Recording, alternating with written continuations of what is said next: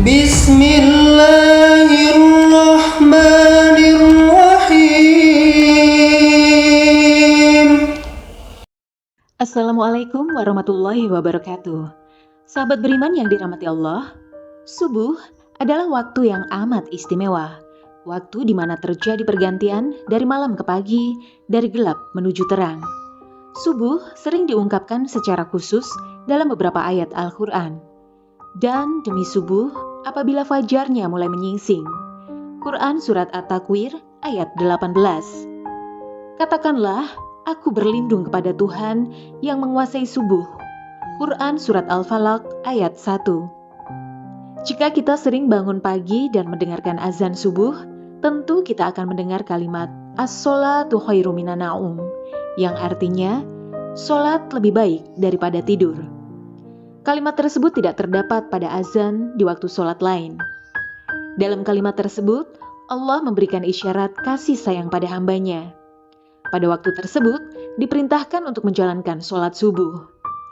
Waktu subuh sendiri memiliki banyak kejadian besar dan keistimewaan. Yang pertama adalah disaksikan oleh para malaikat. Subuh begitu istimewa bagi umat Islam hingga Allah Subhanahu wa Ta'ala menurunkan perintah sholat subuh. Sebagaimana firman-Nya dalam Quran Surah Al-Isra ayat 78. Dirikanlah sholat sesudah matahari tergelincir sampai gelap malam. Dan dirikanlah pula sholat subuh. Sesungguhnya sholat subuh itu disaksikan malaikat. Orang yang menjalankan sholat subuh akan mendapat perhatian Allah pada hari kiamat. Karena berkumpulnya para malaikat malam dan siang di waktu tersebut. Di mana para malaikat melaporkan langsung kepada Allah Subhanahu wa Ta'ala apa saja yang dikerjakan hambanya di waktu subuh dan mendoakan kebaikan bagi mukmin. Yang kedua, salah satu penyebab masuk surga. Terkadang kaum mukmin lalai dalam menjalankan sholat subuh, lebih memilih untuk melanjutkan tidurnya daripada bangun untuk melaksanakan sholat. Orang yang menjalankan sholat subuh tepat waktu, baginya akan menjadi jalan masuk surga. Dalam sebuah hadis mengatakan, barang siapa yang mengerjakan sholat berdua, yaitu subuh dan asar, maka dia akan masuk surga. Hadis riwayat Bukhari dan Muslim. Yang ketiga, salah satu penghalang masuk neraka. Sholat subuh yang memiliki jumlah rakaat paling sedikit dibanding sholat wajib lainnya, terkadang menjadi sholat terberat bagi sebagian umat muslim. Bagi yang menjalankan sholat subuh, baginya dapat menjadi penghalang masuk neraka. Seperti yang disampaikan dalam hadis berikut. Sekali-kali tidak akan masuk neraka orang yang mengerjakan sholat sebelum matahari terbit di ufuk timur. Hadis riwayat Muslim dan Abu Daud. Yang keempat, berada dalam jaminan Allah. Barang siapa sholat subuh, maka dia berada dalam jaminan Allah. Hadis riwayat Muslim. Orang yang menjalankan sholat subuh mendapat jaminan keselamatan dari Allah. Allah akan memberikan perlindungan sepanjang hari tersebut, membuat hari menjadi lebih bersemangat dan terhindar dari rasa malas. Yang kelima, pahala seperti sholat satu malam. Bagi yang menjalankan sholat subuh berjamaah, Allah memberikan keistimewaan berupa pahala, seolah-olah orang tersebut menjalankan sholat sepanjang malam. Dan barang siapa sholat subuh berjamaah, maka seolah-olah dia sholat seluruh malamnya. Hadis riwayat Muslim. Yang keenam, bercahaya di hari kiamat. Bekas wudhu dan langkah kaki orang yang menjalankan sholat subuh berjamaah akan menjadi cahaya di hari kiamat. Menurut Islam, kelak itu akan membedakan dengan umat lainnya dan menjadi jalan untuk mendapat syafaat Nabi Muhammad. Seperti sabda Rasulullah, berikanlah kabar gembira kepada orang yang banyak berjalan dalam kegelapan, yaitu Isya dan Subuh, menuju masjid, dengan cahaya yang sangat terang pada hari kiamat kelak. Hadis riwayat Ibnu Majah dan Tirmizi. Yang ketujuh, lebih baik dari dunia. Sholat subuh dianggap sebagai amalan yang kebaikannya melebihi dunia beserta isinya. 2 rakaat sholat subuh itu lebih baik dari dunia beserta isinya. Hadis riwayat Muslim dan Ahmad. Yang kedelapan, melepaskan 3 ikatan setan. Setan senantiasa menjerumuskan manusia untuk menjauhi perintah Allah. Sholat subuh dapat melepaskan diri dari tipu daya setan. Setan membuat 3 ikatan di tengkuk salah seorang dari kalian ketika tidur. Di setiap ikatan, setan akan mengatakan, "Malam masih panjang, tidurlah." Jika dia bangun dan berzikir kepada Allah, lepaslah satu ikatan. Jika dia berwudu, lepas lagi satu ikatan. Jika dia kemudian mengerjakan sholat, lepaslah ikatan yang terakhir. Yang kesembilan, terhindar dari kencing setan. Setan senantiasa punya cara untuk menyesatkan manusia. Mereka tidak pernah lelah menggoda manusia dari segala penjuru. Mereka melakukan tindakan agar manusia menghindari perbuatan-perbuatan yang baik. Dalam sebuah hadis, riwayat Al-Bukhari dan Muslim, Ibnu Mas'ud mengatakan bahwa salah satu tindakan setan yang menyesatkan ialah mengencingi manusia. Orang-orang yang bangun kesiangan hingga lalai dalam menjalankan sholat subuh disebutkan kepada Nabi Muhammad, ada seorang laki-laki yang tidur semalaman hingga waktu pagi dan kehilangan waktu subuh. Maka Rasulullah bersabda, laki-laki itu telah dikencingi setan pada telinganya. Agar terhindar dari hal tersebut, manusia sudah selayaknya bangun di awal waktu subuh dan menjalankan sholat subuh tepat waktu. Yang ke-10, waktu terkabulnya doa. Pada waktu subuh, malaikat siang dan malam berkumpul bersama. Siapa yang menjalankan sholat subuh dan memohon doa, akan didoakan oleh seluruh malaikat dan disampaikan langsung kepada Allah Subhanahu wa Ta'ala. Manfaat doa dalam Islam pada kondisi seperti ini memang mustajab. Pada waktu itu adalah tersebarnya rahmat, banyak permintaan yang diberi dan dikabulkan, serta nikmat semakin sempurna. Yang ke-11, waktu pembagian rizki.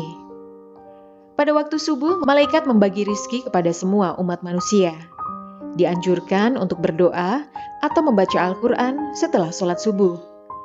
Barang siapa yang sholat subuh dan memohon rizki, maka Allah akan memberikan keberkahan yang lebih padanya. Rasulullah bersabda, sesudah sholat subuh, janganlah kamu tidur sehingga melalaikan kamu untuk mencari rizki. Hadis riwayat Tabrani. Doa pembuka rizki dari segala penjuru memang sangat tepat jika kita panjatkan 20 datangnya sholat subuh, karena waktu tersebut merupakan awal dari aktivitas. Yang ke-12, waktu yang baik untuk berzikir. Zikir adalah tanda seorang mukmin mengingat dan memuji Allah. Orang yang mengetahui keutamaan berzikir di waktu subuh akan mendapat ketenangan hati dan merupakan waktu yang dianjurkan oleh Allah. Allah Subhanahu wa Ta'ala berfirman, maka bertasbihlah kepada Allah di waktu kamu berada di petang hari dan waktu berada di waktu subuh. Quran Surat Ar-Rum ayat 17. Yang ke-13, mendapat keselamatan. Rasulullah pernah bersabda, sesungguhnya Allah jika menurunkan bala dari langit kepada penduduk bumi, maka Allah akan menghindarkan dari pemakmur masjid.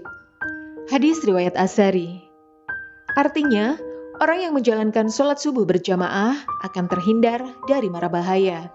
Contoh yang pernah terjadi adalah ketika terjadi tsunami beberapa tahun silam di Aceh. Jamaah yang sedang sholat subuh di masjid itu terhindar. Padahal jika kita memakai logika, pada saat itu daerah sekitar seutuhnya tersapu oleh tsunami. Yang ke-14, diampuni dosa-dosanya. Allah menjanjikan pengampunan bagi orang-orang yang senantiasa menjalankan sholat subuh dan memohon ampunan atas dosa-dosa pada waktu tersebut. Setelah sholat subuh dianjurkan untuk membaca kalimat Subhanallah wa bihamdi, Subhanallahil azim sebanyak 100 kali.